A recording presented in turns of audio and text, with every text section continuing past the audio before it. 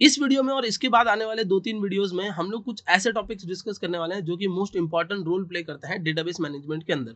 So guys, इस video में हम लोग डिस्कस करेंगे इनर जॉइंस को, कि इनर जॉइंस क्या होते हैं और कैसे लगाए जाते हैं। So guys, once again welcome to WS cube tech, my self Bhagirath Giri. और चलिए शुरू करते हैं और समझते हैं कि इनर जॉइंस कैसे काम करते हैं और क्या होते हैं। सो गाइस, सबसे पहले अगर हम लोग बात करते हैं इनर जॉइंस की, तो इनर जॉइंस जो है वो लगाए जाते हैं जब भी हम लोग एक रिलेशनल डेटाबेस बनाते हैं। यानी जॉइंस तभी लगाए जाएंगे जब हम लोग रिलेशनल डेटाबेस के ऊपर काम कर रहे होंगे। नॉन रिलेशनल डेटाबेस पे जॉइंस काम नहीं करते। ठीक है। अब जो रिलेशनल डेटाबेस या जो इनर जॉइन होता है वो कुछ इस तरीके से काम करता है कि वो दो टेबल्स को मैच करता है। ठीक है। यानी दो टेबल्स होगी हमारे पास। एक टेबल, जैसे हम लोगों ने लास्ट एक एग्जांपल लिया था फॉरेन की और प्राइमरी की समझते हुए, पहली टेबल हमारी थी सिटीज वाली और दूसरी टेबल थी स्टूडेंट्स वाली। तो यहाँ पर भी दो टेबल्स हैं, टेबल 1 एंड टेबल 2। अब ये जो टेबल 1 है, इसके अंदर कुछ ऐसा डेटा है जो टेबल 2 वाले डेटा से मैच करता हो। ठीक है। ये क्या करता है, डेटा मैच करता है। यानी हाँ, जहां पर एग्जैक्ट मैच बैठता है, अगर आपने सेट्स वगैरह पढ़ रखे हैं तो जहां पर एग्जैक्ट मैच बैठ रहा है वो डेटा इनर जॉइन के अंदर यूज किया जाएगा। ठीक है। ये जो आप डेटा देख रहे हो, ये डेटा क्या है, इनर जॉइन के अंदर यूज किया जाएगा। अब इस चीज को थियोरेटिकली समझना थोड़ा सा मुश्किल है, तो इसको हम लोग एक और एग्जाम्पल के साथ समझते हैं तो और इजीली समझ में आएगा। बस आपको ये याद रखना है कि इनर जॉइन जो है वो दो टेबल के बीच में उसी डेटा को फेच करने में हेल्प कर सकता है जिसकी एक दूसरे के साथ जिसका रिलेशन हो। मतलब ऐसा डेटा जिसका कोई रिलेशन ना हो दूसरे डेटा के साथ, उसको ये फैच नहीं कर सकता। ठीक है। तो इसको हम लोग एक एग्जांपल के साथ थ्रू समझते हैं कि ये हमारे टीचर्स की एक टेबल है, ये हमारी कोर्सेज की टेबल है। ठीक है। तो हमारे पास चार टीचर्स हैं, mister A, mister B, mister C और मिस्टर डी। ये चार हमारे टीचर्स हैं। ठीक है। अब हमारे पास जो कोर्सेज हैं वो 7 कोर्सेज हैं। तो Python, PHP, Laravel, ML, Google analytics, SEO और एडब्ल्यूएस। ठीक है। ये चार हमारे कोर्सेज हो गए, चार हमारे टीचर्स हो गए। अब जो पाइथन है वो कौन पढ़ा रहा है, तो वो पढ़ा रहे हैं मिस्टर ए। ठीक है। तो आईडी लगी हुई है उनकी।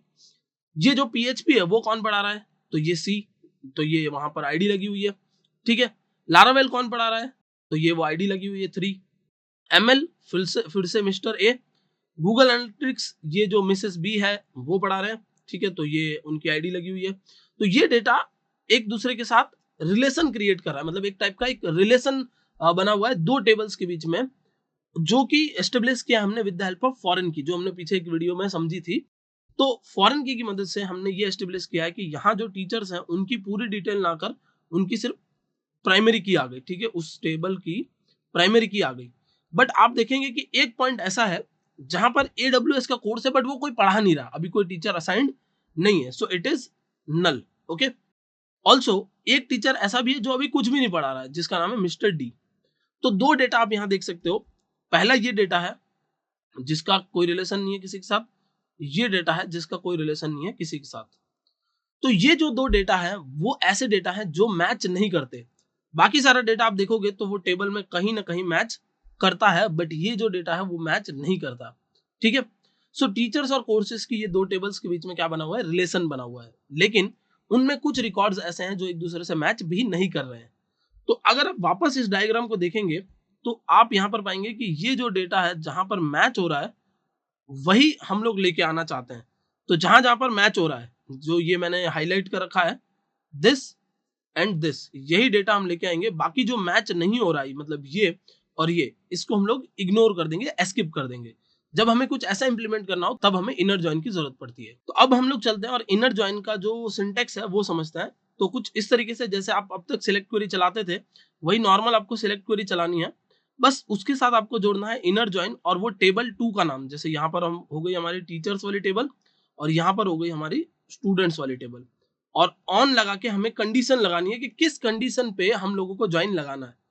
तो यहाँ कंडीशन कौन सी थी कि टीचर्स की टेबल की जो टीचर आईडी है और कोर्सेज की टेबल की जो टीचर आईडी है वो जहां मैच करती है वहां पर हमें क्या करना है, ज्वाइन लगाना है। ठीक है। तो ये हमारी कंडीशन हो जाएगी। तो चलिए इस चीज को प्रैक्टिकली इंप्लीमेंट करके देखते हैं। प्रैक्टिकली तो बहुत छोटा सा पार्ट है ये, ठीक है। थियोरेटिकली इसको जो समझना इंपॉर्टेंट था वो ये था कि इनर जॉइन दो टेबल को जोड़ता है लेकिन डेटा वही लाता है जो एक दूसरे के साथ मैच कर रहा हो। ठीक है। तो मैं आपको थोड़ा सा ओवरव्यू दे देता हूँ। मेरे पास एक सिटीज की टेबल है। ठीक है। ये हमारे पास कुछ 1 to 5 सिटीज हैं और मेरे पास एक स्टूडेंट्स की टेबल है जिसमें मेरे पास ये कुछ स्टूडेंट्स हैं जो देख सकते हैं 1 2 3 4 5 स्टूडेंट्स हैं। तो ABCDE करके इनका नाम है, और जो A है और B है वो सिटी नंबर 1 से बिलोंग करता है, जो C और D है वो सिटी नंबर 2 से बिलोंग करता है, और E जो है वो सिटी नंबर 3 से बिलोंग करता है। अब मैं एक और डेटा डालता हूं, और इंसर्ट इनटू स्टूडेंट्स, ठीक है, insert into students name comma email. हम लोग इस बार सिटी को इग्नोर कर रहे हैं, वैल्यूज और f@gmail, ठीक है, f@wscubetech.com। ओके, तो एक और डेटा मेरा इंसर्ट हो गया, और मैं सिलेक्ट क्वेरी को वापस चला देता हूं। तो देखिए जो f है वो किसी सिटी से बिलोंग नहीं करता, और यहाँ पर कुछ ऐसी सिटीज भी है 4 और 5 जिससे कोई यूजर बिलोंग नहीं करता है, ठीक है। तो अब हम लोग जब इनर जॉइन लगाएंगे, तो मैं एक नए टैब पर इनर जॉइन लगा के दिखाता हूं आपको। तो यहाँ पर लिखते हैं सिलेक्ट एस्ट्रिक फ्रॉम स्टूडेंट्स, ठीक है, स्टूडेंट्स वाले टेबल में से हमें लेके आना है डेटा, और ज्वाइन लगाना है, यानी इनर ज्वाइन, ठीक है, इनर ज्वाइन किस टेबल पर, सिटीज की टेबल पे। और क्या करना है, कहां लगाना है join, on students dot city ID is equal to cities dot C I D, ठीक है, cities dot C I D पर हमको लगाना है। तो हम लोगों ने सिंपली क्या किया, एक क्वेरी बनाई है जिसमें हम लोग इनर ज्वाइन लगा रहे हैं, ठीक है।